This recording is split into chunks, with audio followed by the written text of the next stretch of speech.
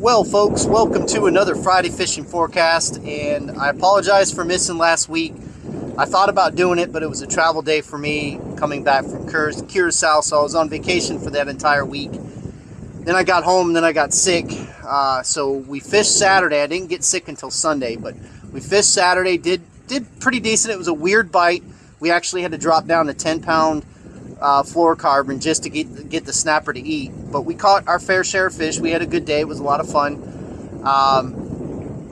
This weekend looks like it's going to be an absolutely beautiful weekend.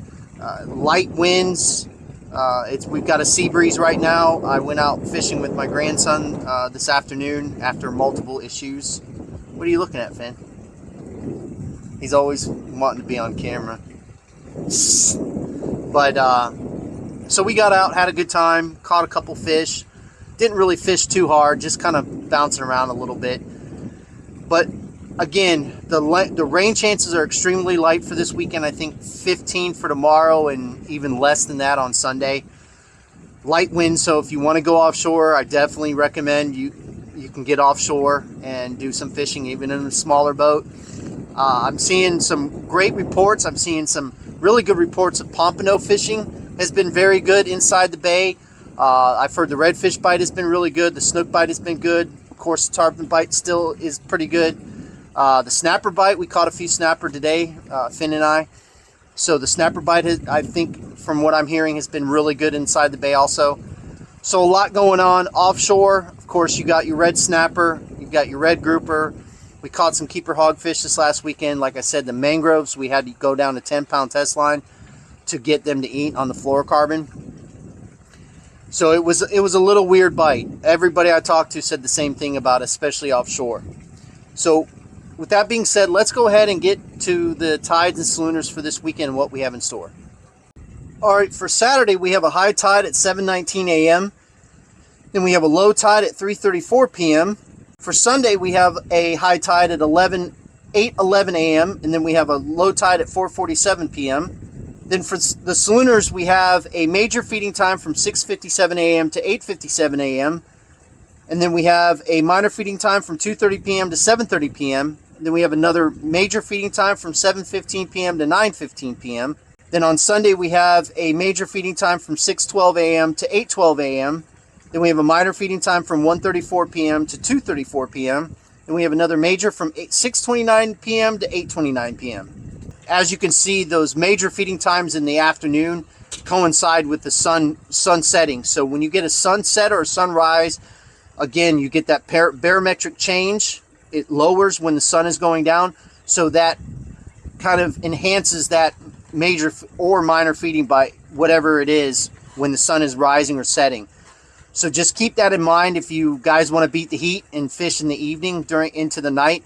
Definitely hit that major feeding time.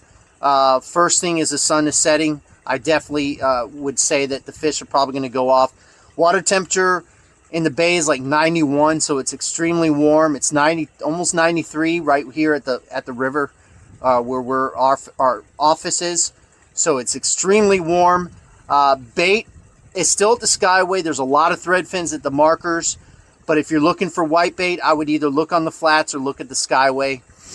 It was relatively, once we got set up right, it was relatively pretty easy to get it and be done. We finally have shrimp at the shop, so we'll be loaded down with shrimp. We'll have live white bait in the morning, and we have all the frozen bait that you need. So if you guys are looking for that kind of stuff, definitely stop by. Again, we will have live shrimp. We have live shrimp now, and we'll have live shrimp in the morning. There's a lot of stuff going on. Of course, my buddy Dave from Deck Armor, they're going to be a new sponsor on the show. They just started their business, It's a flooring company. It's actually a virgin rubber with a 2-part epoxy.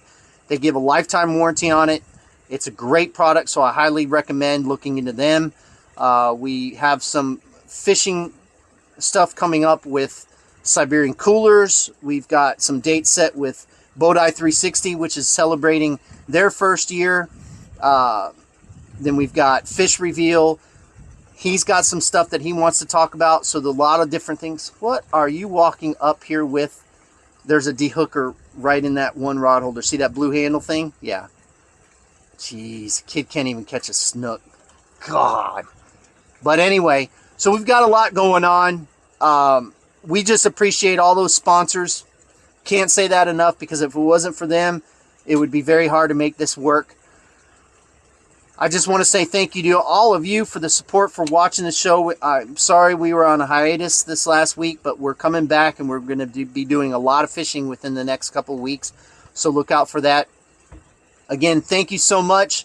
Oh, by the way, we will be offering pompano jigs now. So if you guys are looking for pompano jigs, we will be offering pompano jigs from a 1/4 ounce up to, I think, an ounce. But mostly we're going to concentrate on a 1/4 to a 1/2.